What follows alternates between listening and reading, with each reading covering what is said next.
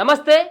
మొత్తానికి మహిళ మీద జరిగినటువంటి థర్డ్ డిగ్రీ సంబంధించినటువంటి అంశం ఏదైతే ఉందో దీనిలో థర్డ్ డిగ్రీ ప్రయోగించడానికి ముఖ్యమైనటువంటి కారకులు ఎవరో పోలీసులు ఎవరైతే ఉన్నారో ఒక కర్కశంగా ఒక మానవత విలువలు మరి తగ్గిపోయేటువంటి విధంగా అసలు ఎవరు కూడా సభ్య సమాజం అంతా కూడా మరి తలదించుకునేలా ఒక మహిళ పైన అసలు ఎట్లాంటి ఆమె నిందితురాలు కానప్పటికీ అసలు దీనిపైన కేసు విచారణ జరుగుతున్నటువంటి సందర్భం ఆమె పైన నాన్ బెయిలబుల్ కేసులు పెట్టిన తర్వాత 10 రోజుల నుండి ఆమెను మరి రిమాండ్కు పంపకుండా పోలీస్ స్టేషన్లలో పెట్టి చిత్రహింసలకు గురి చేయడంతో పాటు థర్డ్ డిగ్రీ ప్రయోగించడం జరిగింది.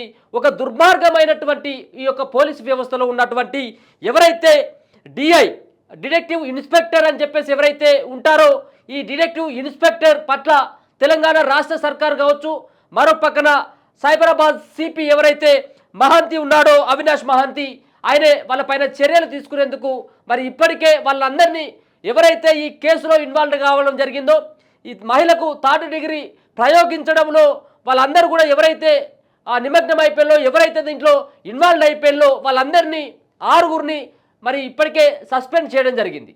నిన్న ఈ సంబంధించినటువంటి కేసు 10 రోజుల క్రితం అయినప్పటికీ మరి ఆ మహిళ పాపం దళిత మహిళ అమాయకురాలైనటువంటి మహిళను అనేక రకాలైనటువంటి చిత్రహింసలు అసలు మనం నోటితోటి చెప్పుకునేటువంటి వీలు లేకుండా మరి ఎక్కడ పడితే అక్కడ కొట్టడంతో పాటు తన్నడం, ఛాతీలో తన్నడం, మరి కాళ్ళపైన నిలబడడం, లాఠీలతోటి బాధడం, మరి ఎక్కడ దొరికితే అక్కడ కొట్టడంతో పాటు తన కుమారుడైనటువంటి 13 ఏళ్ళ కుమారుడైనటువంటి ఎవరైతే వాళ్ళ కుమారుడు చూస్తుండగానే ఆ మహిళ యొక్క మరి మరి మనం చెప్పుకోవడానికి వీలు లేకుండా చేసినటువంటి సంఘటన అంటే అసలు ఆ బట్టలు లేకుండా అక్కడ ఒక నెక్కరేసి ఒక అసభ్యకరమైనటువంటి రీతిలో ఆమెను ట్రీట్ చేయడం పట్ల ఇప్పటికే తెలంగాణ రాష్ట్ర సర్కార్ అంతా సీరియస్ కావడం, దాని తర్వాత ప్రభుత్వం నుంచి ఆదేశాలు జారీ కావడం, దాని తర్వాత సిపి స్పందించి వాళ్ళందరినీ కూడా సస్పెండ్ చేయడం జరిగింది. కేవలం సస్పెండ్ తోటే సరిపోదు.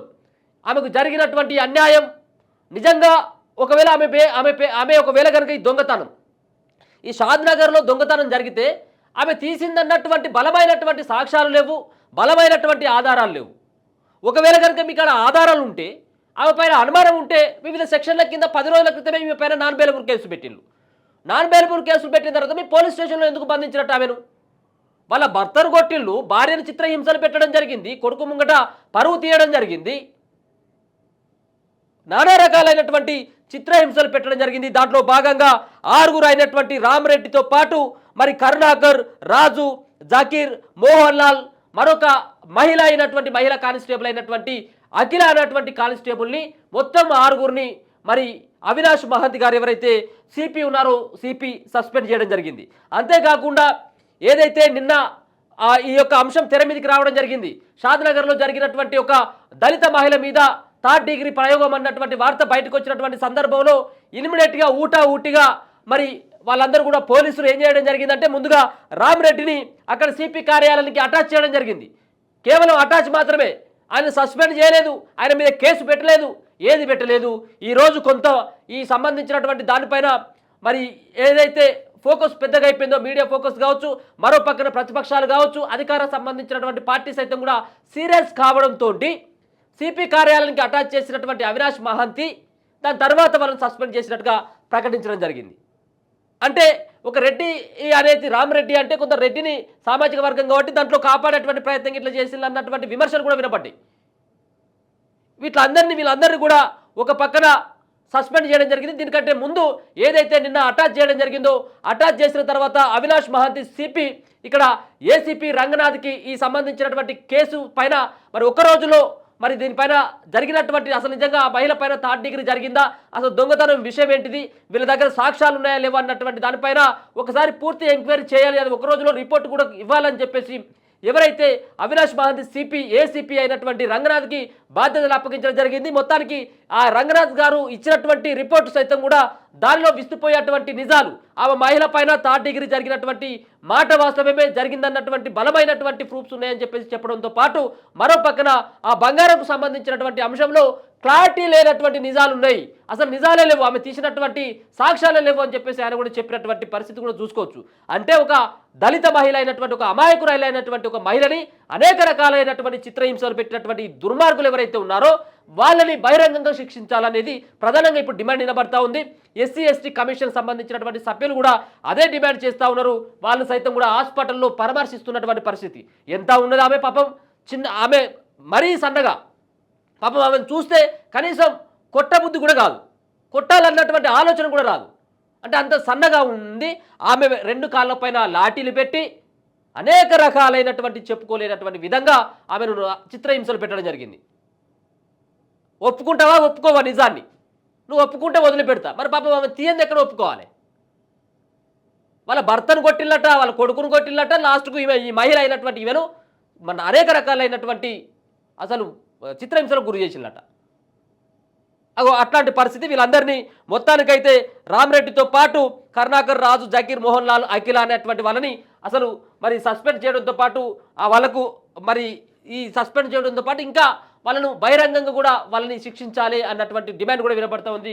మరి ఆమెకైతే ఆ మహిళలకు పూర్తి స్థాయిలో మద్దతు దొరుకుతూ ఉంది. వివిధ సంఘాలు కూడా, అంటే దళిత సంఘాలతో పాటు ఎస్సీ ఎస్టీ చైర్మన్, ఎస్సీఎస్టీకి సంబంధించిన కమిషన్ సభ్యులు, మరో పక్కన ప్రజా సంఘాలు, మహిళా సంఘాలకు సంబంధించినటువంటి వాళ్ళందరూ కూడా ఆమెకు మద్దతు తెలుపుతా ఉన్నారు. ఆమెకు జరిగినటువంటి అన్యాయం పట్ల తీవ్రంగా కూడా వాళ్ళందరూ కూడా ఖండిస్తూ ఉన్నటువంటి పరిస్థితి కూడా చూసుకోవచ్చు. చూద్దాం. ఇక్కడ ఉన్నటువంటి ఈ దుర్మార్గుడే, ఇగో ఈ దుర్మార్గుడు చేసినటువంటి నిర్వాకం మరి మామూలు నిర్వాకం కాదు ఇది. ఇక్కడ ఏదైతే ఈ రామరెడ్డితో పాటు మిగతా సంబంధించినటువంటి 5గురు, మొత్తం 6గురు. దీంట్లో ఇక్కడ మరి డిటెక్టివ్ ఇన్స్పెక్టర్ ఈయన చేసినటువంటి భాగవతమే.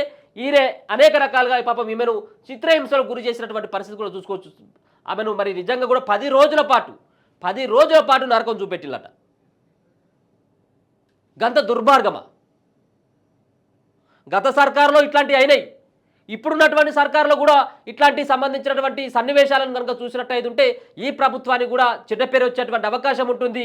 గతంలో మనం చూసుకోవడం జరిగింది, దాదాపుగా 10 నుంచి 12 లాకప్ డెత్లేమో జరగడం జరిగింది కేసీఆర్ హయాంలో. మరి అట్లాంటి సంస్కృతి ఇప్పుడు కూడా కనబడతా ఉంది. మరి పోలీసులకి మరి ఇవాళ రాష్ట్ర సర్కార్ ఏమన్నా ఇట్లాంటి ఉత్తర్వులు ఇస్తుందా? అసలు రాష్ట్ర సర్కార్ ఏం చేస్తూ ఉంది? ఇక్కడ పోలీసులకి ఇప్పటి వరకు కూడా ఈ యొక్క రాష్ట్రంలో శాంతి భద్రతలు అదుపు తప్పుతున్నటువంటి పరిస్థితి మనం చాలా చూసుకోవడం జరుగుతూ ఉంది. దరిదాపుగా రోజుకు 2-3 మానభంగాలు, మరో పక్కన అక్కడ హత్య ప్రయత్నాలు ఇట్లాంటివి జరుగుతూ ఉన్నాయి. మనం చూస్తూ ఉన్నాం కదా, చిన్నపిల్లలపైన లైంగిక దాడులు జరుగుతూ ఉన్నాయి. అదేం చిన్న విషయం కాదు. రేవంత్ రెడ్డి గారు, మీరు స్పందించాల్సినటువంటి అవకాశం ఉంటుంది.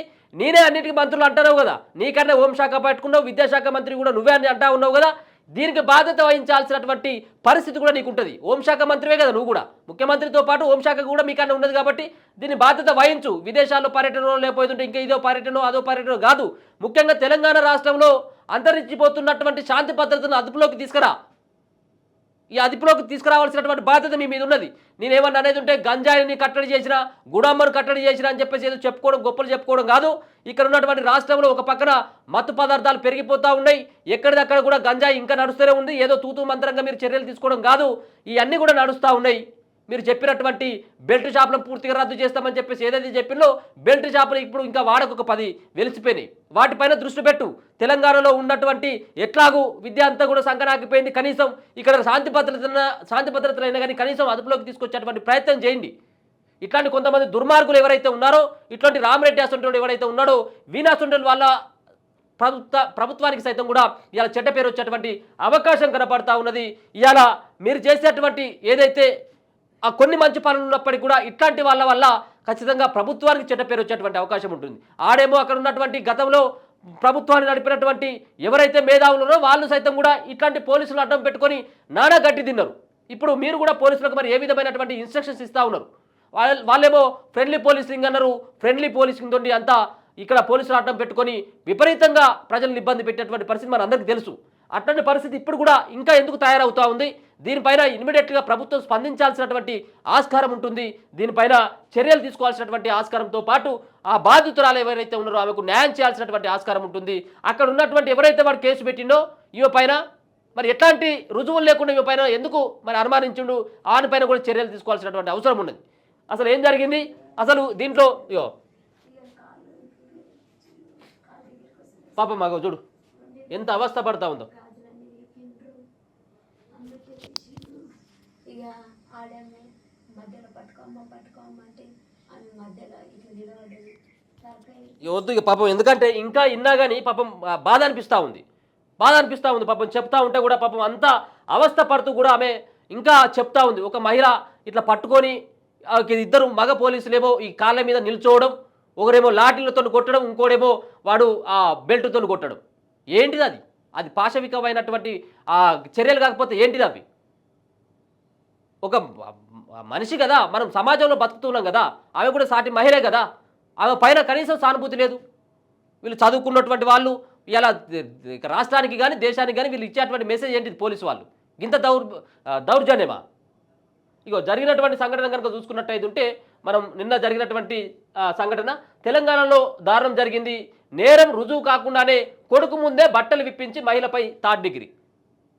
మరి ఇక్కడ ఉన్నటువంటి నీ ఫ్యామిలీలో అరే ఇక రామరెడ్డి, ఇక్కడ ఉన్నటువంటి ఇంకా మిగతా ఐదుగురికి కూడా చెప్తా ఉన్నా, అరే మీ ఇంట్లో ఉన్నటువంటి ఆడవాళ్ళని ఇట్లా చేస్తే ఊరుకుంటారా? కొంచెమైనా కానీ సిగ్గు ఉండాల్సినటువంటి అవకాశం ఉన్నది. కొంచెమైనా కానీ సిగ్గుపడరు ఇప్పటికైనా. ఏంటి అది? ఒక మహిళల పైన థర్డ్ డిగ్రీలు. ఏంటి మర్డర్ చేసింది ఆమె ఎక్కడన్నా? సరే దొంగతనం, చిన్న దొంగతనం చేసిందన్నటువంటి సాక్ష్యాలు కూడా లేవు. సరే చేస్తే మాత్రం థర్డ్ డిగ్రీ, ఒక దొంగతనానికి, చిన్న దొంగతనానికి థర్డ్ డిగ్రీ చేసి పెడతారా?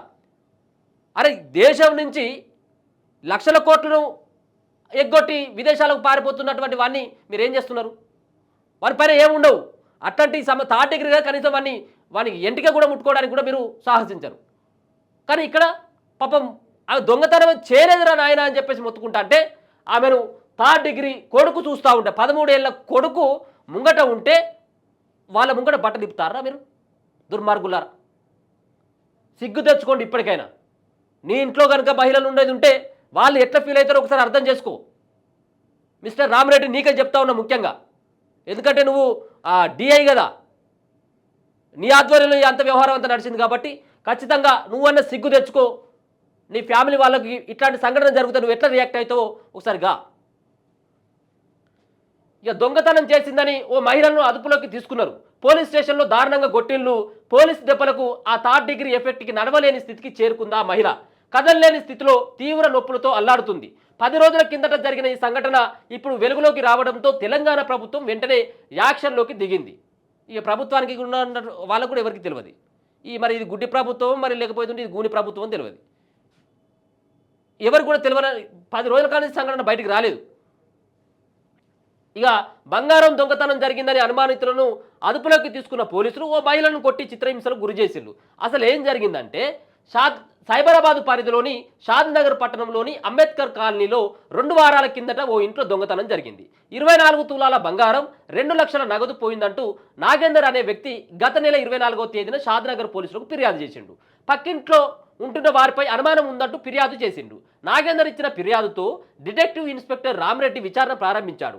మొదట రామరెడ్డి మరో 4 సిబ్బందితో సునీత భీమయ్య దంపతులను అదుపులోకి తీసుకుని విచారించారు. ఆ తర్వాత భర్త భీమయ్యను వదిలేసిన పోలీసులు 9వ తరగతి చదువుతున్న కుమారుడు 13 ఏళ్ల జగదీష్ను అదుపులోకి తీసుకున్నారు.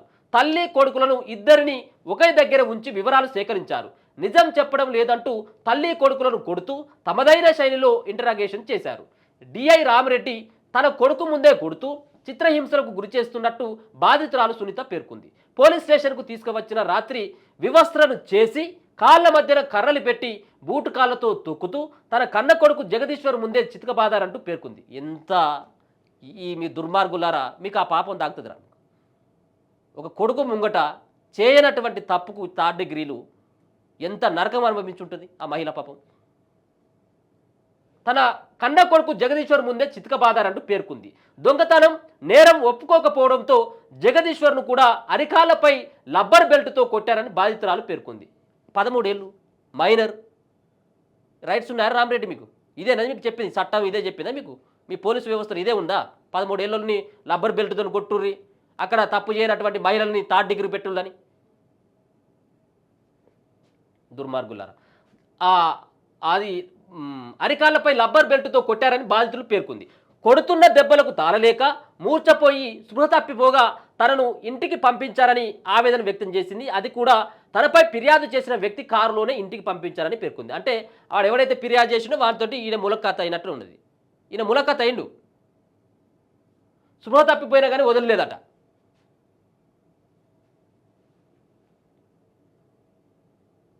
ఇక బంగారం దొరికింది. నాగేందర్ ఇంట్లో బంగారం పోయిందని ఆరోపణలు ఎదుర్కొంటున్న బాధితురాలు సునీత ఇంటి ముందు బంగారం దొరికిందని, ఈ దొంగతనం చేసింది సునీతేనన్న ఆరోపణలపై ఆమెను అదుపులోకి తీసుకున్న పోలీసులు అరాచకం సృష్టించారు.